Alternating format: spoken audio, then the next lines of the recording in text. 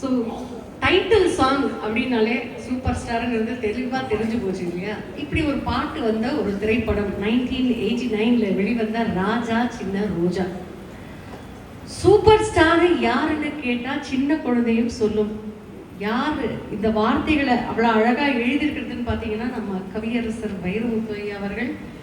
And எல்லாருக்கும் ஒரு doubt இருக்கும், இது வந்து ராஜா சாரோடைய மியூசிக்காக இருக்குமோன்னு. இல்லை, இதில் ஒரு விஷயம் இருக்கு, இவங்களுக்கு நான் எடுத்து கொடுக்கணும். ஆனால் இவங்க அந்த 3 நிமிஷத்தில் சொல்கிறாங்களான்னு பார்க்குறேன். சொல்லலைன்னா இவங்களுக்கு நான் எடுத்து கொடுக்குறேன். என்னோட 1 நிமிஷத்தை நீங்கள் எடுத்துக்கிட்டீங்க சார். சரி, 1 நிமிஷம் எக்ஸ்ட்ராவாக எடுத்துக்கிறேன். பேசுங்க. ஸோ ராஜா சார் வந்து மியூசிக் கம்போஸ் பண்ணியிருப்பாரோ அப்படின்னு நம்ம நினைக்கும் போது இல்லை, இது வந்து சந்திரபோஸ் ஐயா அவர்களின் இசையில் வெளிவந்த ஒரு அற்புதமான ஒரு திரைப்படம், அற்புதமான ஒரு பாடல். இந்த பாட்டை வந்து இப்படி இந்த படத்துல வைக்கணும்னு நினைச்ச அகெயின் தவிர்க்க முடியாத எஸ்பிஎம் ஐயா அவர்களுடைய டைரக்ஷன்ல வெளிவந்த இந்த திரைப்படம். ஸோ நமக்கு எல்லாருக்கும் தெரியும், தலைமுறைகளை தாண்டி நிற்கும் ஒரு சூப்பர் ஸ்டார் ரஜினிகாந்த். அந்த படத்திலேயே அவர் காமிச்சிட்டாரு, குழந்தைங்களோட எங்கேயாவது உங்க ஆள் வந்து காதல் மன்னன் எங்கேயாவது குழந்தைங்களோட பாட்டு பாடியிருக்காரா, அவங்களோட சேர்ந்து குடும்பம் நடத்திருக்காரு அந்த படத்துல அப்படின்னு பாத்தீங்கன்னா, எங்க தலைவர் வந்து அந்த குழந்தைகளோடயே வாழ்ந்திருக்காரு. குழந்தைகளா அவங்களோட போய் கார்ட்டூன் படம் பாக்குற மாதிரி. அது வந்து ஒரு பாட்டு தாங்க, அது ஒரு பாட்டு தான். அதுவும் அவரோட காதலை வந்து அவர் வெளிப்படுத்துறதுக்காக ஏமாத்தின ஒரு பாட்டு, புரியுதா? இது வந்து குழந்தைகளா வாழ்ந்து தலைமுறைகளை தாண்டி நிற்கிறார். இருங்க சார், உங்க டைம் வரும்போது நீங்க பேசுங்க, எங்களை இங்க பேச விடுங்க. நாங்க பேசி முடிச்சதுக்கு அப்புறம் உங்க டைம்ல நீங்க பேசுங்க. தலைமுறைகளை தாண்டி நிற்கிறார். இன்னைக்கு 2026ல இருக்கோம். எப்ப வந்த படம் சார் இது? 1989ல. யோசிச்சு பார்த்திருப்பீங்களா? அந்த குழந்தைகள் இன்னைக்கு வளர்ந்தோம். அதுக்கப்புறம் ஜெனரேஷனா இன்னைக்கு படத்துல உட்காந்து ஒரு பேட்டையும் ஒரு இன்னொரு படம், நிறைய படங்கள் இருக்கு. அந்த படங்களை டக்குனு என்னால பேச முடியல. அந்த படங்கள் எல்லாம் வந்து உட்காந்து பார்க்கும்போது தியேட்டர்ல பாக்குற குழந்தைகள் எல்லாம் கை தட்டிக்கிட்டு, இந்த ஜென்சி கிட்ஸ் கை தட்டிக்கிட்டு படம் பாக்குறாங்களே, அப்ப சூப்பர் ஸ்டார் தான். தலைமுறைகளையும் தாண்டி நிற்கும் ஒரு அற்புதமான ஒரு ஆக்டர் அப்படின்னா சூப்பர் ஸ்டார். படத்தை கரகோஷம் கொடுத்துடலாம். ரொம்ப அற்புதமா சொன்னாங்க. நான் ஒரு ஹிண்ட் எடுத்து வச்சிருக்கேன்னு சொன்னால அது இப்போ சொல்ல மாட்டேன். நீங்களும் பேசி முடிச்சிருங்க. நீங்க என்ன பேச போறீங்கன்னு கேட்போம். யார் பேச போறா? நீங்க தான். உங்க பார்க்கும்போது தெரியுது. வாங்க. பட் எங்க பாட்டு நாங்க பாடிடுறோம், அதுக்கப்புறம் நீங்க பேசு. Okay. Right. Okay.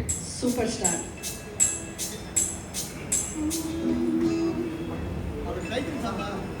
Title song. Super star யாருன்னு கேட்டா சின்ன குழந்தையும் சொல்லும்.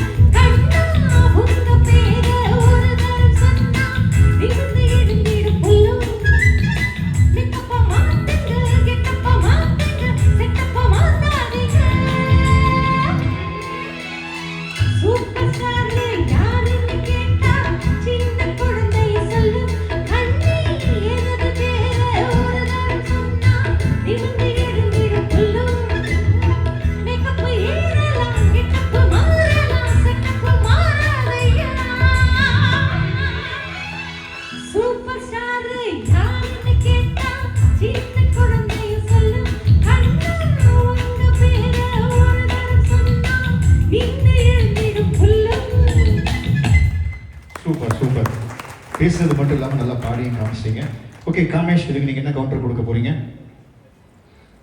Come dance with me before you.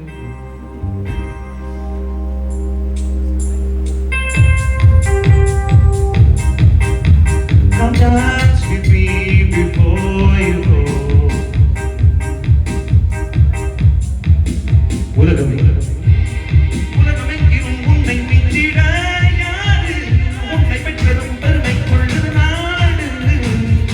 உலக நாயகரே,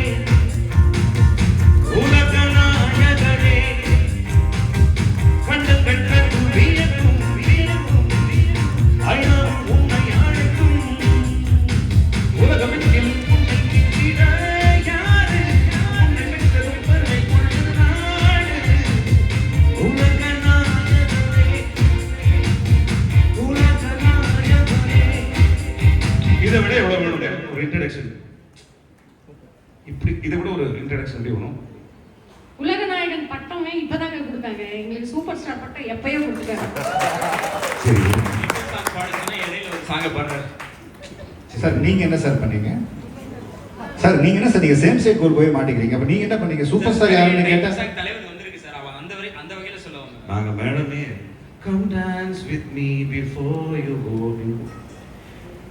இப்ப இந்த டாபிக் பத்தி அதை பேச போறீங்களா? பேசுறீங்களா? பேசுறீங்க.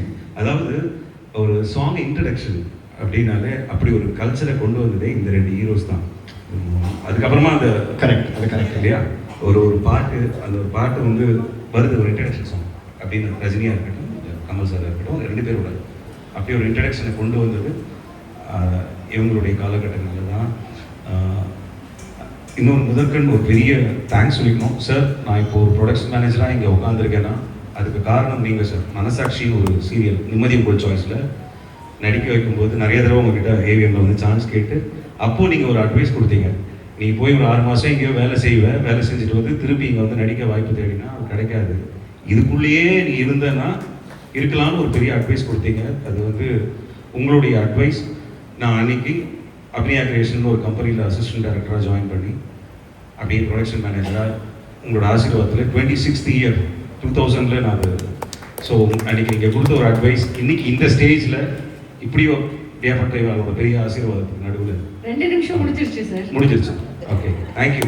அப்படி அந்த ஸ்டேஜை நான் வைசிம் சார் மதுவதி அவள் கொடுத்த அந்த ஸ்டேஜை அவர் தேங்க் பண்ணுறதுக்கும் கரெக்ட் தான் சார்.